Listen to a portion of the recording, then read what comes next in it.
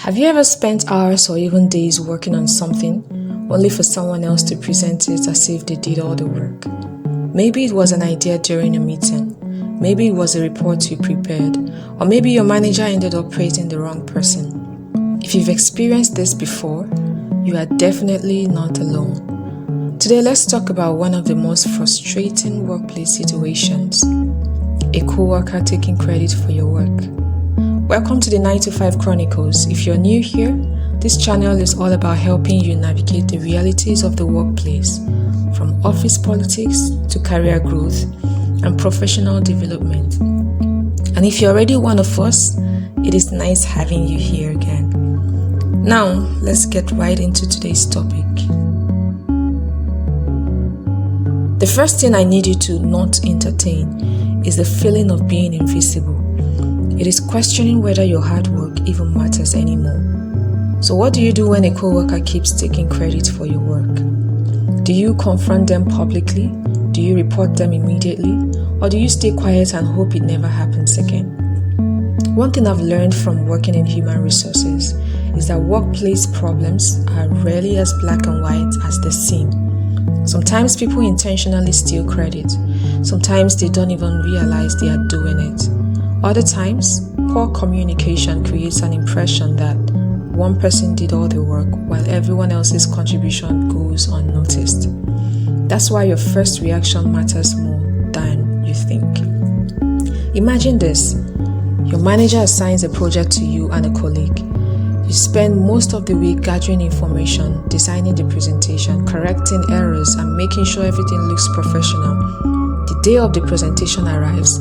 Your colleague walks confidently to the front of the room. They begin presenting. Our team came up with this strategy. I decided we should approach it this way. I also suggested this solution. You keep waiting for them to mention your name, but they never do. The meeting ends. Everyone applauds. Your manager smiles and says, "Excellent work. This is exactly the kind of initiative we need." Your colleague simply says, "Oh, thank you." Now tell me honestly, wouldn't your blood begin to boil? Wouldn't you feel tempted to interrupt and say, "Excuse me, that wasn't your idea. I did most of the work." Most people would anyway. But that's exactly the moment where emotional intelligence becomes your greatest asset. The workplace is different from social media. It's different from school. How you react under pressure often shapes people's perception of your professionalism. Reacting emotionally may give you temporary satisfaction, but it could damage your reputation for much longer. Instead, take a step back, ask yourself an important question: was this even intentional, or was it simply poor communication? You would be surprised how many conflicts could have been avoided if people first sought clarity instead of assuming the worst. Now, let's assume it wasn't the first time. Let's say this colleague has a pattern. Every time there's a successful project, somehow they end up in the spotlight while your contribution disappears into the background. At this point, hoping things will magically change isn't a strategy. You need to become intentional about making your work visible. Notice I didn't say show off. There's a big difference between promoting yourself and making your contribution known. For example, if you're responsible for preparing a report, send it through email instead of only handing over a printed copy. If you've completed your part of a project, send a brief update to the relevant team. Something as simple as, "Hi everyone, I've completed the data analysis for this project. Kindly find it attached for review." That's not showing off, that's communicating professionally. Now, there is a record of your contribution. Here is another scenario. Imagine your team is having a meeting. Your colleague presents an idea that was originally yours. Do you remain silent? Not necessarily. Instead of saying, "That's my idea, try something like this. I'm really glad the team likes this approach." When I was working on the proposal earlier this week, one of the solutions I suggested was exactly this, because I believed it would solve the problem. Did you notice the difference? You didn't embarrass anyone, you didn't accuse anyone, but everyone in the room now understands where the idea came from. That's confidence without conflict. Unfortunately, there are times when subtle communication isn't enough. Sometimes the behavior continues.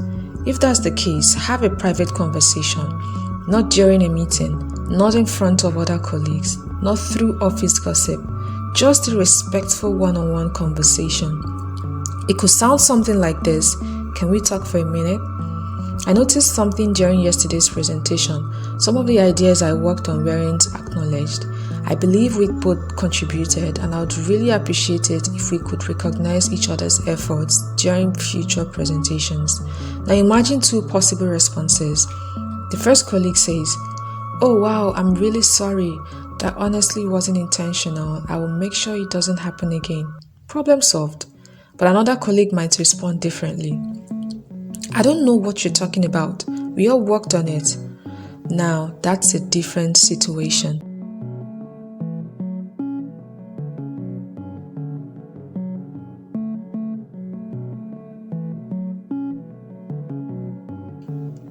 When someone consistently dismisses your contribution despite respectful conversations, you may need to involve your supervisor or HR. But here is where many people make mistakes. They walk into HR office and say, "I can't stand this person.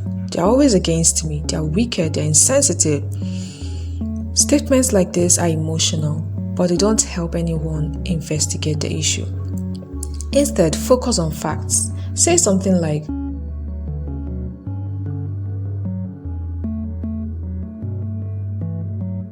"Over the past 3 projects, I completed the research and prepared the first draft. During the presentations, my contribution wasn't acknowledged despite previous discussions with my colleague. I would appreciate guidance on how we can improve collaboration going forward." Can you hear the difference? One approach sounds like a personal attack, the other sounds like a professional seeking a solution. As someone who works in HR, I can tell you this: managers and HR professionals find it much easier to help when employees present facts rather than assumptions. Here's another truth many people don't like hearing. Sometimes the problem isn't that someone stole your work. Sometimes you are simply too invisible. You work quietly, you never volunteer updates, you never contribute during meetings, you allow others to communicate on behalf of the team every single time. Then you're surprised when people don't associate their success with you. Being humble is a beautiful quality. Being invisible is not. Your work deserves to be seen. Your ideas deserve to be heard. And your contribution deserves to be acknowledged. There is absolutely nothing wrong with speaking confidently about the value you bring to your team. That isn't pride, that is professionalism. At the same time, remember this: don't become the kind of person you are complaining about. When your teammates contribute to a project, acknowledge them. If someone gave you an idea that improved your presentation, mention it. If a colleague stayed late to help you meet a deadline, appreciate them publicly. Recognition is contagious. The culture you create around you often influences the culture others adopt. Before I leave today, I want you to remember one sentence. Your work may open the door, but your professionalism determines how long you stay in the room. Protect your reputation. Communicate clearly. Document your work. Speak with confidence. And never let frustration push you into making decisions you will regret later. Now, I would really love to hear from you. Have you ever had a coworker take credit for something you worked so hard on? How did you handle it? Or are you currently going through something similar? Share your experiences in the comments. Someone reading your story might find the advice or encouragement they need. If you enjoyed this video and you'd like more practical conversations about the realities of working a 9-to-5 job, make sure you hit the like button, subscribe to the channel, and turn on notifications so you never miss an episode of the 9-to-5 Chronicles. Thank you so much for watching.